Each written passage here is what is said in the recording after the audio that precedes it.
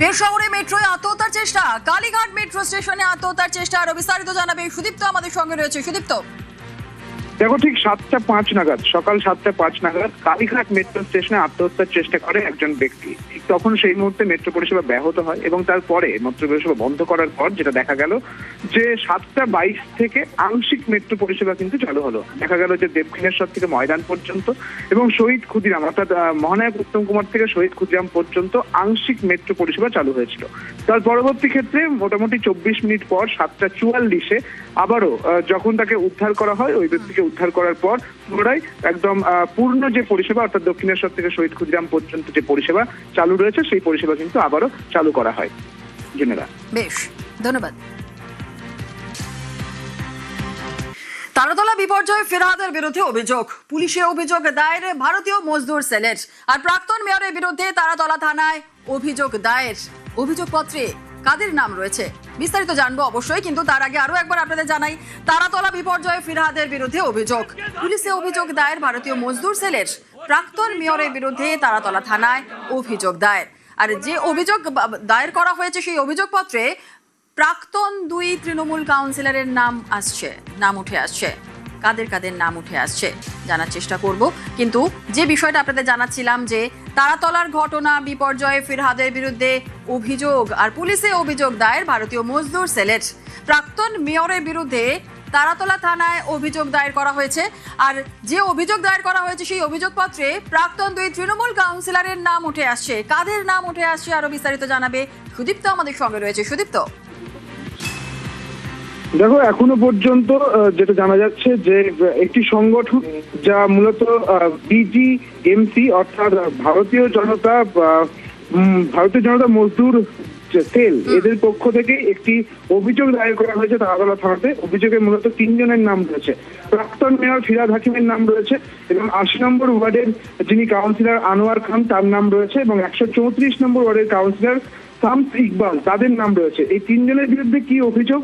অভিযোগ হচ্ছে এই তারাতলাতে একাধিক যে বেআইনি নির্মাণ রয়েছে, একাধিক গোডাউন রয়েছে। এর আগেও অতীতে একাধিকবার ভবন এবং গোডাউন ভেঙে পড়েছে, তার বিরুদ্ধে তদন্ত চায়। অর্থাৎ এই অভিযোগের ভিত্তিতে বেশ কিছু অভিযোগ এসেছে, যেখানে বলা হয়েছে যে এই যে 3 জনের নাম অর্থাৎ ফিরহাদ হাকিম, শামস ইকবাল এবং আনোয়ার খান, তাদের বিরুদ্ধে এফআইআর দায়ের করা হোক, তাদের বিরুদ্ধে তদন্ত হোক এবং অবৈধ নির্মাণ এবং এই ধসের ঘটনায় যেটা মৃত্যু হয়েছে, এখনো পর্যন্ত 16 জনের মৃত্যু হয়েছে, সেই মৃত্যুর জন্য কারা দায়ী সেই ব্যক্তিকে চিহ্নিত করা হোক এবং যারা এর সঙ্গে জড়িত রয়েছে তাদের চিহ্নিত করা হোক এবং এই এলাকায় থাকা এই ধরনের ঝুঁকিপূর্ণ নির্মাণগুলিকে দ্রুত পরিদর্শন করে ভবিষ্যতে যাতে এই ধরনের ঘটনা না ঘটে সেই বিষয়ে প্রয়োজনীয় ব্যবস্থা নেওয়া হোক, এই মর্মেই মূলত অভিযোগ দায়ের করা হয়েছে। যে মূলত জানা যাচ্ছে যে এই তারাতলা বিপর্যয় কাণ্ডে অভিযোগ দায়ের হয়েছে বিজিএমসির পক্ষ থেকে। একেবারে ধন্যবাদ সুদীপ্ত। ফিরহাদ হাকিম আর আনোয়ার খান আর শামস ইকবাল, এই 3 জনের নামে এখানে কমপ্লেন দিলাম। একটা বড় এখানে ওসি সাহেব বললেন কি এটা এফআইআর, যে বড় এফআইআর হয়েছে ওর মধ্যে এটা ঢুকে যাবে। আর আমরা বলেছি ওনাকে অ্যারেস্ট করতে হবে, বলেছে কি সব গঠন হয়ে গেছে, অনেক তাড়াতাড়ি আপনি রেজাল্ট দেখতে পারবেন। ববি হাকিমকে তাড়াতাড়ি গ্রেফতার দেখতে চাই, জেলের ভাত খেতে দেখতে চাই। আর এদিকে 10 দিনের পুলিশ হেফাজতে কালী স্ক্যানারে আসগর কালীচরণ লিঙ্ক। কালীচরণের সাহায্যে ত্রুটিপূর্ণ বিল্ডিং প্ল্যান পাস আসগরের। আর আসগরকে গোডাউন তৈরির বরাত বেরা ব্রাদার্সের। শম্ভুনাথকে প্ল্যান পাসের আশ্বাস ঠিকাদার আসগরের। কালী সবুজ সংকেত পেয়ে নির্মাণের বরাত নেন আসগর।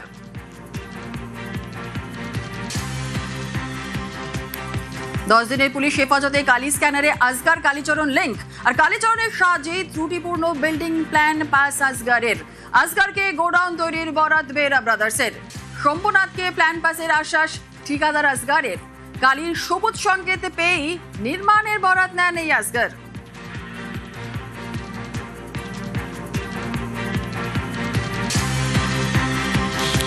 এই লাইসেন্সটা প্রকিউর করতে কালীচরণ ডাইরেক্টলি ইনভলভ ছিলেন, উনি বের করেছেন। এরকম ঘটনা আরও উনি ঘটিয়েছেন এবং সেটাই আমরা কোর্টকে বলেছি যে ওনার মাথায় কে ছিলেন, কালী যে তার রক্ষাকর্তা কে, কালীর মাথায় কার হাত ছিল, এটা আমরা কোর্টকে বলেছি। কোর্ট 4 তারিখ অবধি পুলিশ কাস্টডি যেটা ওনারা ওই সার্টিফিকেটটা দিয়েছিলেন ইনিশিয়ালি যে কাজ করার জন্য, সেই ডকুমেন্টটা সঠিক ছিল না। একটা টিম ওয়ার্ক ছিল, সেই টিম ওয়ার্কে কালীচরণ যেমন আছে এরকম বহু লোক আছে, সেই জিনিসগুলো উনি তৈরি করে দিয়েছিলেন এবং সেটার যদি না হতো তাহলে এই ঘটনাটা হয়তো ঘটতো না। স্যাংশনটা যেটা ছিল সেটা সঠিক স্যাংশন ছিল না। যদি ঠিক এনকোয়ারি করে হতো তাহলে হয়তো স্যাংশনটা টাকার বিনিময়ে স্যাংশনটা পেয়েছে। যদি স্যাংশন না পেতেন তাহলে হয়তো এই ঘটনাটাই ঘটতো না।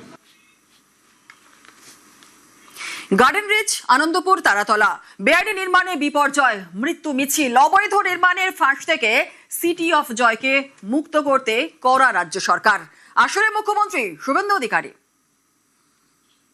সব জায়গায় টাকা নিতে নিতে এই সিটি অফ জয়কে এবং বৃহত্তর কলকাতাকে মৃত্যুপুরীতে আপনারা পরিণত করেছেন।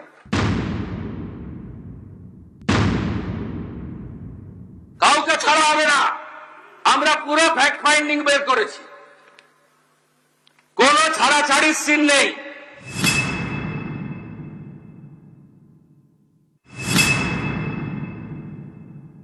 ফায়ার এবং লাইটনিং অ্যারেস্টার তার একটা অডিট হাই রাইজ বিল্ডিং গুলোতে, কমার্শিয়াল বিল্ডিং গুলোতে সেই কাজটাও তারা করবে। এটা খুব এসেন্সিয়াল, কারণ তিল জ্বলার ঘটনাটার সঙ্গে ফায়ারের অ্যারেঞ্জমেন্ট, ইকুইপমেন্টস এবং ফায়ার লাইসেন্সের কোশ্চেন রিলেটেড ছিল। আর গার্ডেন রিচ আর তারাতলার ক্ষেত্রে গার্ডেন রিচে তো প্ল্যানই ছিল না, আর এখানে ডিফেক্টিভ প্ল্যান ছিল, সুপারভিশন ছিল না। তার ফাইন্ডিংস কমিটিও বলবে। আমরা ইনিশিয়ালি যা পেয়েছি, উই আর নট ইঞ্জিনিয়ার।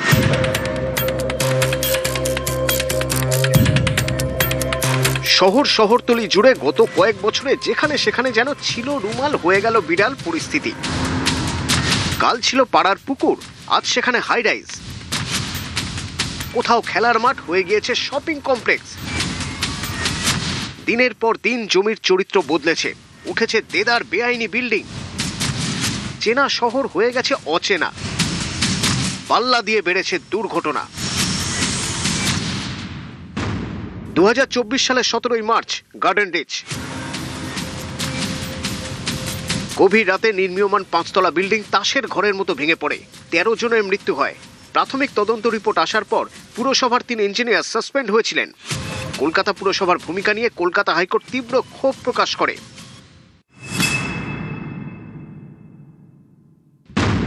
2026 সালের 26শে জানুয়ারি আনন্দপুর।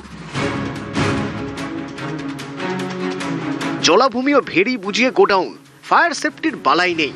বেআইনিভাবে তৈরি এই গোডাউনে আগুন লেগে ঝলসে মারা যান অনেকে, 27 জনের দেহাংশ মেলে।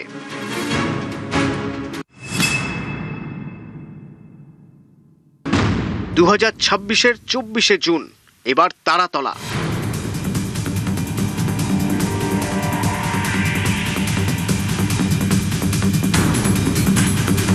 অনেকে বলেন বেআইনি নির্মাণের স্বর্গরাজ্যে পরিণত হয়েছে কলকাতা এবং কলকাতা শহরতলি। এবার ধরে ধরে চিহ্নিত করবে রাজ্য সরকার। রাজারহাট, নিউ টাউন, মহেশতলা, বজবজ, পূজালি। অভিযোগের কেন্দ্রে দক্ষিণ 24 পরগনার বিষ্ণুপুর, সোনারপুর, বারুইপুর। এর সাথে আজকে আমরা যুক্ত করেছি সাউথ দমদম, কামারহাটি এবং বরানগর। আর part of HMC, part of Bally, মূলত গঙ্গার পাশে যেগুলো আন্ডার কনস্ট্রাকশন আছে, সেটা উমেশ রায়, ইউডিএমএ, এইচএমসি তারা কথা বলে আইডেন্টিফাই করবে ওয়ার্ডগুলো। সেখানেও কিন্তু আন্ডার কনস্ট্রাকশন গুলোর ক্ষেত্রেই বলা হয়েছে রেল, মেট্রো রেল, আমাদের সরকারি যে কাজ, পোর্টের যে কাজ, এনএইচ এর কাজ, স্টেট হাইওয়ে ডেভেলপমেন্ট কর্পোরেশনের কাজ বা অন্যান্য যে সমস্ত সেন্ট্রাল এবং স্টেট গভর্নমেন্টের যে কাজ রয়েছে, সেই কাজকে এর আওতার বাইরে রাখা হয়েছে। অর্থাৎ নজরদারি চলবে দক্ষিণ দমদম, বরানগর, কামারহাটি, বালি, হাওড়াতেও। পালা বদলের পর সব বন্ধ, বেআইনি নির্মাণে জিরো টলারেন্স।